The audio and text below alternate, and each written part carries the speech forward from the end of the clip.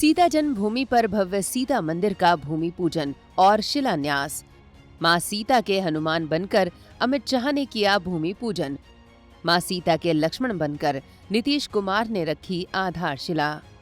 दोस्तों, अयोध्या में प्रभु श्री राम की जन्मभूमि पर भव्य मंदिर बनने के बाद अब जगत जननी मां सीता की जन्मभूमि पर भव्य सीता मंदिर का भूमि पूजन और शिलान्यास हो गया है। केंद्र और राज्य सरकार ने सिर्फ 3 साल में मंदिर का निर्माण पूरा करने के लिए कमर कस ली है। निर्माण में करीब 900 करोड़ रुपए की लागत आएगी।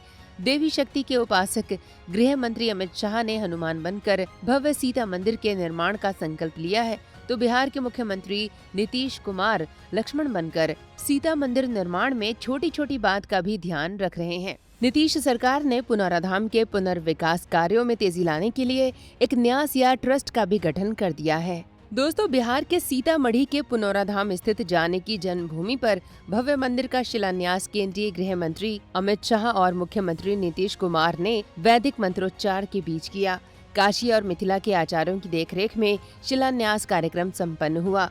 इस दौरान नेपाल के जनकपुर, अयोध्या के काशी और दक्षिण भारत समेत देश भर के साधु संत भी पुनौराधाम में मौजूद रहे। जय सिया राम के गगनभेदी उद्घोष से पूरा क्षेत्र भक्ति रस से सराबोर हो गया। दोस्तों, मंदिर के शिलान्यास कार्यक्रम के लिए पुनौराधाम को दुल्हन की तरह सजाया गया। भूमि पूजन के लिए जयपुर से चांदी कलश, दिल्ली में चांदी से बनी विशेष पूजन सामग्री, 21 तीर्थों की मिट्टी और 31 नदियों के जल मंगवाए गए हैं।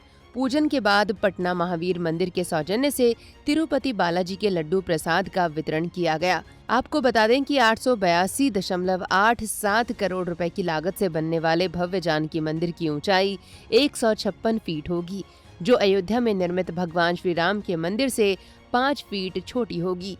इसके निर्माण में 36 महीने लगेंगे। इस मंदिर को भी अयोध्या की तर्ज पर बनाया जाएगा।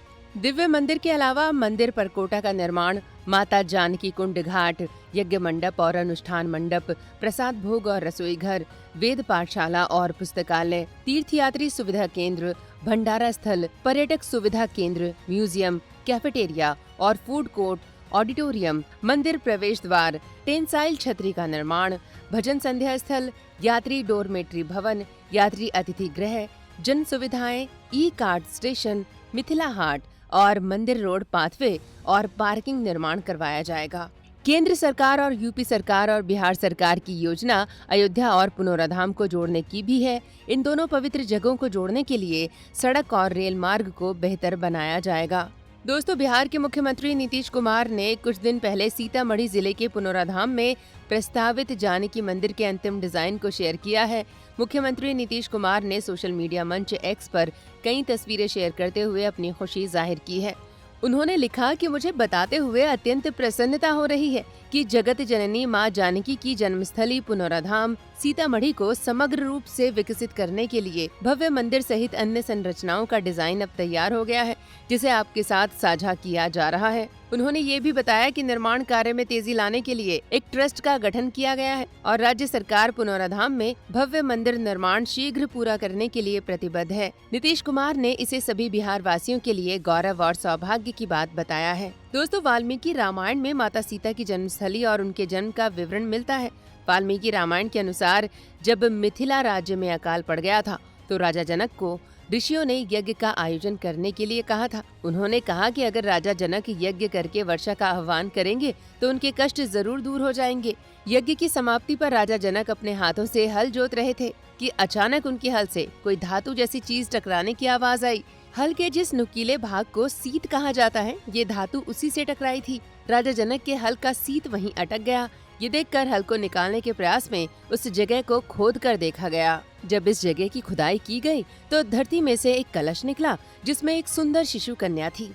राजा जनक ने उस कन्या को कलश से बाहर निकाला और उस शिशु कन्या को अपनी पुत्री मानकर गले से लगा लिया।